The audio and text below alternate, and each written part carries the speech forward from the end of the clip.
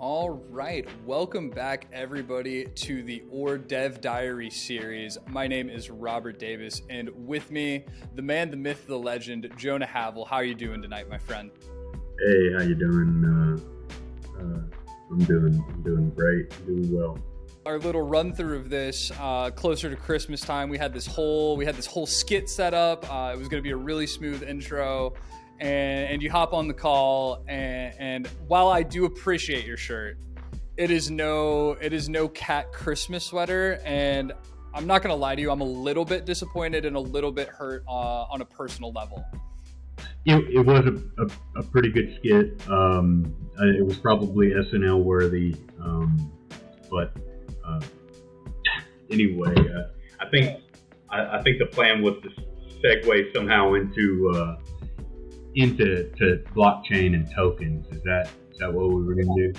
It was going to be really convincing. It was going to sound really natural, and it was going to go something to the tune of, like it being a very cool skin option for like real life, and how skins and that can be implemented into the blockchain.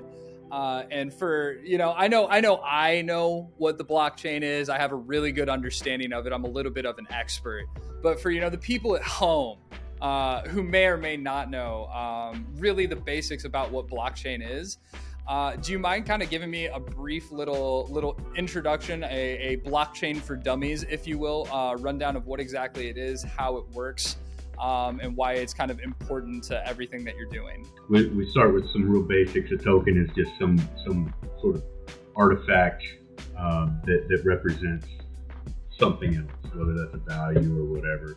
We could call a poker chip, we could call that a token. The paper dollar, we could call that a token that represents the dollar, or it used to represent gold, right? Anyway, so the blockchain has this sort of idea of tokens that live on a ledger, just like a traditional bank's ledger.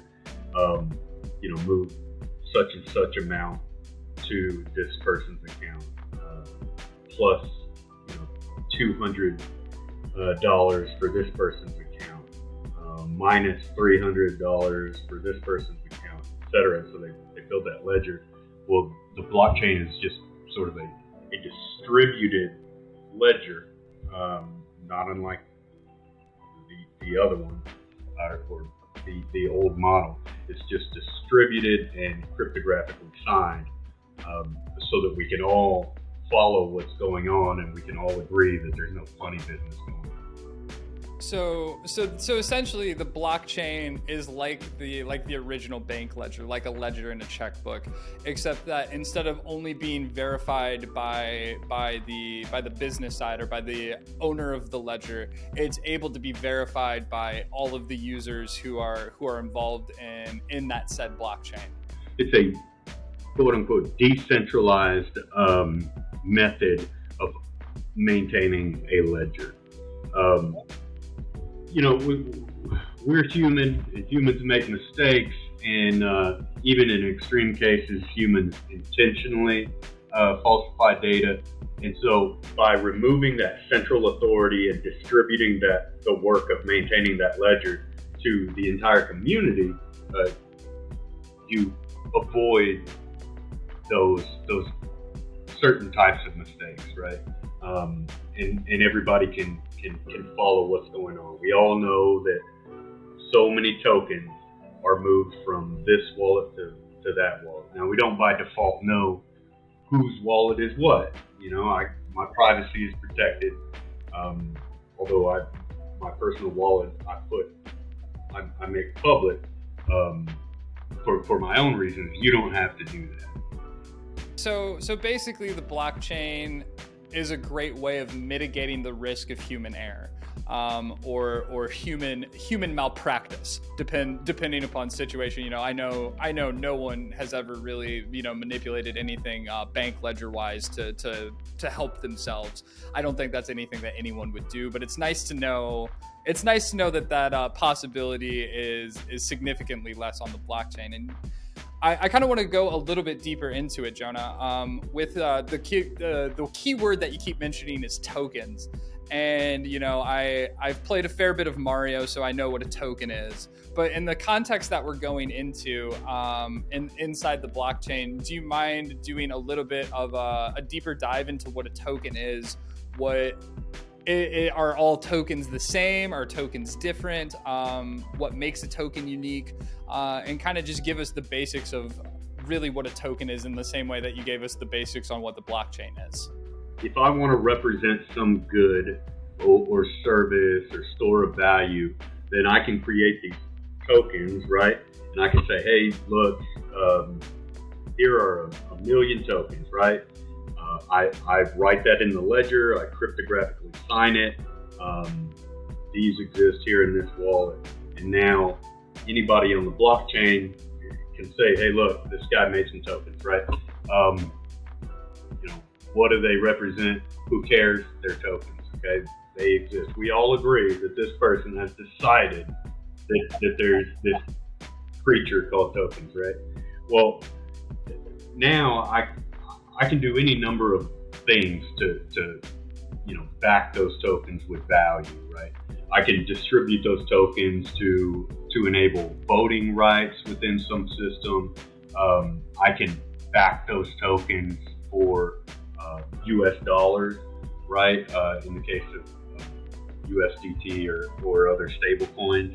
I can pair those tokens up with other stores of value that are crypto tokens, right? Whether they're crypto coins or whatever. And so I can get value to those tokens however, you know, I decide. But ultimately, at the end of the day, I'm just arbitrarily creating these tokens and I sign it and everybody agrees like, yeah, Jonah has so many Jonah tokens. Whoop-de-doo. And so are all tokens the same? Are tokens unique in any way? I know there's a lot of talk on the internet. You said you were at CES in the metaverse. All the metaverse hype is a lot of that is based around what's known as non-fungible tokens. What makes a tournament fungible? What makes a tournament non-fungible? What does the word fungible mean? Again, these are totally things that I know, and I didn't want to just repeat the word fungible because it's fun to say. Yeah.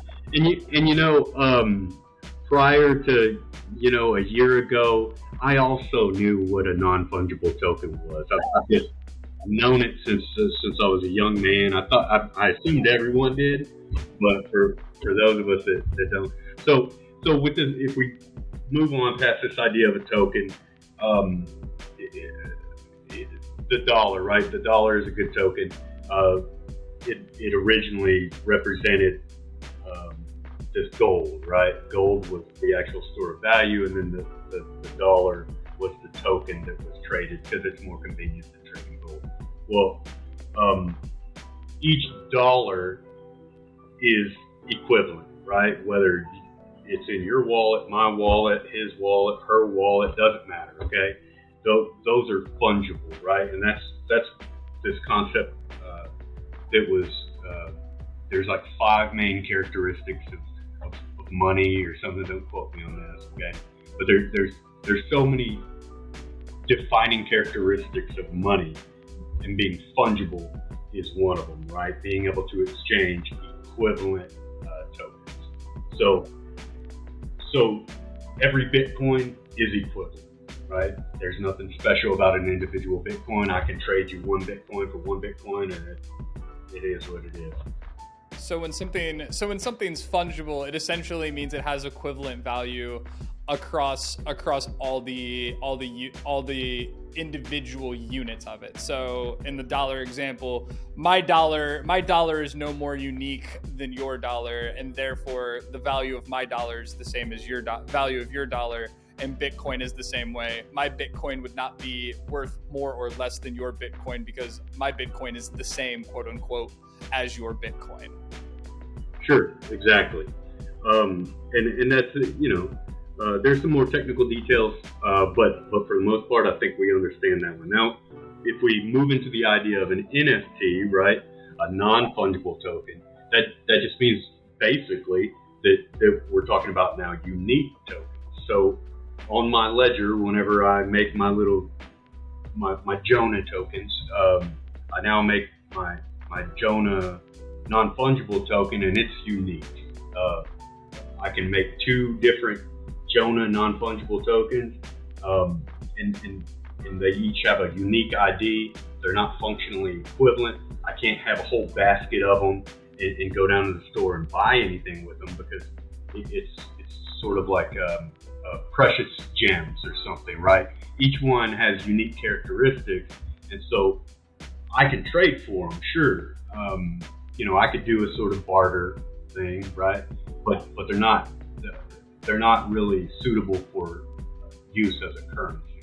So you're not necessarily looking them, like if we go into real world examples, it's more like a unique piece of art than it is like a dollar.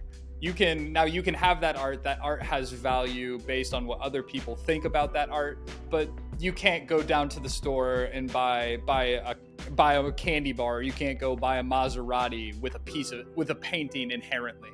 You can sell it, but it is unique. It is an original. It basically the NFT in it means that it is one of a kind. Right. And so it's, again, I can trade art, one for one Picasso for one Monet, 2, however you want to work that out. So it's not suitable for saying like, well, how much is that worth? Well, it's worth one Monet. Well, there's many Monets. And so, it's not a suitable currency. So since it's not a suitable currency, and we're going down this road of the Jonah token, how would you make the Jonah token NFT? Well, this is a good place to throw away those Jonah tokens and talk about something a little bit better. So the OR token, right? So in the OR system, we have an OR token that is a fungible token. It can be used as currency. So we use it as a currency within our system, right? And it's a simple token on the Binance Smart Chain. We chose that chain for some economic reasons. We think it fits our use case very well. It's a very popular chain, and it's realistic for our market. But we have some interesting economics with that currency. But when we talk about the non-fungible token, the OR NFT contract, that is a smart contract. I don't want to throw too much at you, but that's a smart contract that lives on the Binance Smart Chain, the BSC, which is just a distributed ledger, like we talked about earlier. It's a blockchain. And that smart contract, all it does is, given some input, some parameters, and a little gas, it costs money. Give it a little gas and some data, and it will put a NFT on the ledger. Okay, so traditionally NFTs, what the sensational NFTs that we're hearing about these days are really art, right? Our utility NFTs, UNFTs at OR System, we're taking that a little bit further. So we're using NFTs as licensing, DRM, as sort of labels for products. So I like to use the example of, the NFTs that you're hearing about in the news are like stickers, right? People are buying and selling stickers. Well, at OR System, our NFTs, they still have the sticker on them, but we have an actual product that goes in the box. And so whenever you're trading our NFTs, there's digital content that either lives inside that NFT or is licensed by that NFT. And it just depends on how that data is provided to the smart contract. So what you're saying is that your NFTs are have a little bit more depth behind them than a picture of an ape smoking a cigarette. Sure, and I don't want to like, I don't want to take away from that sort of thing. I think that's neat. I think procedural generation is awesome, and so I don't want to like poo on anybody's efforts. I just think there's more to it than that. And Or System is not the only company that thinks that NFTs are a little bit more than art. Okay, in fact,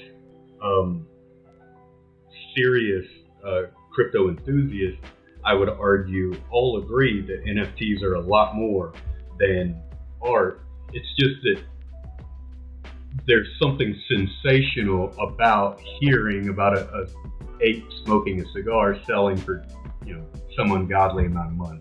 No, absolutely, and it's very cool to kind of because we've had a few conversations before this. I'll let people behind the veil hearing about kind of how you guys are creating NFTs and the kind of depth that you're able to put behind it, creating what we've coined the term, or excuse me, I don't want to take any credit here, as kind of the tokenomics behind your NFTs, behind those smart contracts.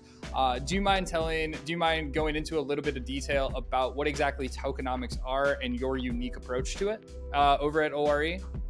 Sure, and I'll show how humble and also educated I am by saying that I can't take credit for the portmanteau of tokenomics. Okay, that's a community thing that has arisen over time, right? But token economics, tokenomics. So tokenomics literally just has to do with the technical details of what happens with that token. So whenever I put that token on the ledger, right, it starts as a smart contract. And that smart contract says, if someone does this, then this token does this, right? And it kind of lays out the rules of how to interact with this token. And so in the early days of tokens like Bitcoin, the tokenomics were relatively simple, okay? If someone wants to trade the token, you can send it from wallet to wallet. You just do this and this happens, right? So there's nothing special about that. But because it's a smart contract and individuals are designing these things, we have interesting functions like what we call reflection, right? So in the OR token, any time that it is interacted with on the ledger, so it's transferred on the ledger, there's a 3% reflection. 3% of every transaction is redistributed to every holder of the OR token, which is it's fun, right? And it also kind of it prevents one person from amassing all of the tokens, right? Which is, in our opinion, it's healthier for an ecosystem. Another great example of a fun tokenomics is burn, right? So 2% of every OR token transaction is burnt, okay? And there's some technical details, but essentially what that means is that the 2% of every transaction is just destroyed. So why do you do that? Because it doesn't, to me hearing hearing this, I'm translating this to real world money, or excuse me, not real world money, but traditional physical currency. And when I hear that is, if you and I exchanged a dollar, you would immediately take 2 pennies and light it on fire. That's exactly right. So humor me. Why would you guys go about doing that? It's a deflationary force, plain and simple. For one, it's a deflationary force, and so as we know, price equals demand over supply, right? Notice I didn't say value, I said price. price equals demand over supply. And so each transaction that's made reduces the supply. So as long as demand stays equal, that makes the price go up, right? Deflationary, it's a deflationary force. Just kind of to wrap things up on this, we've talked a lot about tokens. We've talked about tokenomics. We've talked about the blockchain. We've talked about NFTs, UNFTs, regular old fungible tokens. So I think we've talked about the hyperverse. We've created our own hyperverse coin. It's going to be big. Buy it on any crypto exchange. We're taking it to the moon. But I think it's important to kind of, as we wrap things up, bring it back to what OR really is, because in our conversations, OR isn't a token project. So I think I want to go and spend a little bit of time here at the end of everything, as we've gone crypto for dummies, NFT for dummies, and kind of bring things back to what OR really is. So do you mind telling me a little briefly in your own words, what exactly is OR, what is OR Systems, and what is the purpose of you guys creating this token? Sure. So at its core, OR System is a blockchain solution software company.